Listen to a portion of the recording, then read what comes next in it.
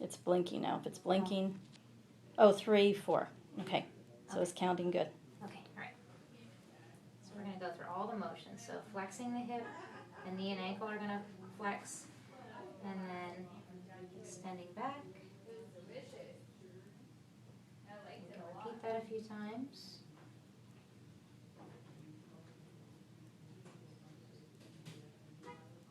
And so we would hold the position for a little bit of a stretch. And she can be pretty close to her body here.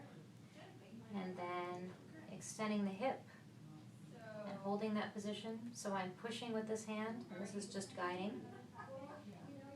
And at the knee and ankle, we're going to flex and extend.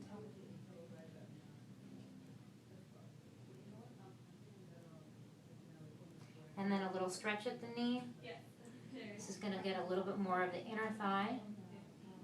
If we bring the leg away from her body a little bit and turn it out, so her knee is more towards the ceiling, we'll get a little bit more of the hamstring.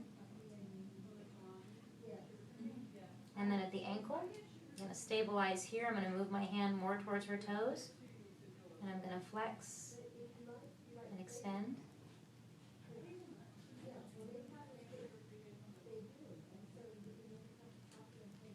And once I've repeated that, I'm going to flex, a bit of a stretch,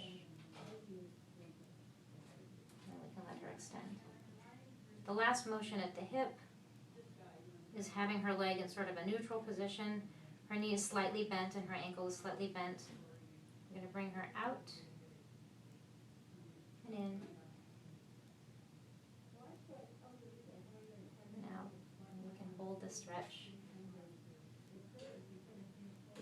So something important to note here, if her hip is flexed too much, we're not going to get nearly as much motion.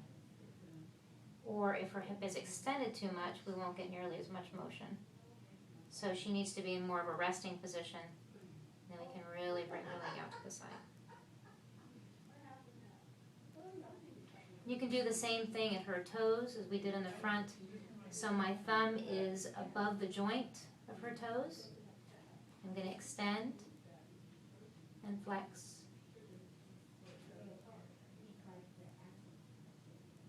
And then a little bit of a stretch. You can extend those toes. With my fingers, I'm trying to move them in a little bit more of a curved motion rather than straight up like this, because that will compress the joints a little bit. So it's almost like I'm pushing them in a semicircle. That's it. So just push again. Yeah.